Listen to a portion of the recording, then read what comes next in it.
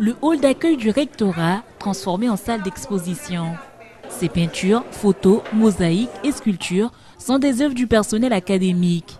Professeurs, chefs d'établissement, agents ou encore surveillants, le rectorat a souhaité mettre en lumière la vie artistique de ces personnes souvent méconnues. C'était la volonté de montrer un petit peu à quel point énormément de personnel de l'éducation nationale ont une vie artistique en dehors de leur temps de travail. 23 personnels de l'éducation nationale ont accepté d'exposer leurs créations.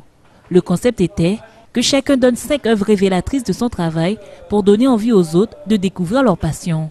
À l'heure où on se pose vraiment la question du parcours d'éducation artistique et culturelle, du temps périscolaire, de la façon dont on va transmettre par l'art l'éducation, c'est important aussi que l'éducation nationale reconnaisse les talents de toutes ces personnes qui travaillent dans nos murs et finalement qu'on ne connaît pas toujours.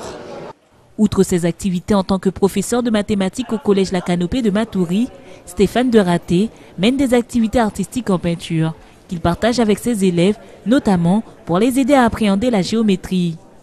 C'est la première fois que Stéphane expose son travail et il n'est pas le seul.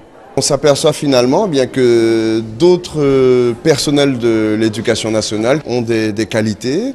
On s'attendait à avoir beaucoup d'enseignants, de professeurs d'art plastique et on s'aperçoit qu'il n'y a pas que eux qui ont ce don ou cette passion finalement de s'exprimer à travers l'art. Personnellement, je n'en parle pas beaucoup, même mes collègues n'étaient pas du tout au courant, à part une ou deux personnes, que je m'exprimais de cette façon.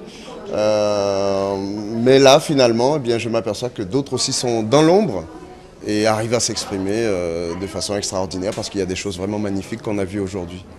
Le talent, parfois caché du corps enseignant de Guyane, est à découvrir durant tout un mois dans les locaux du rectorat.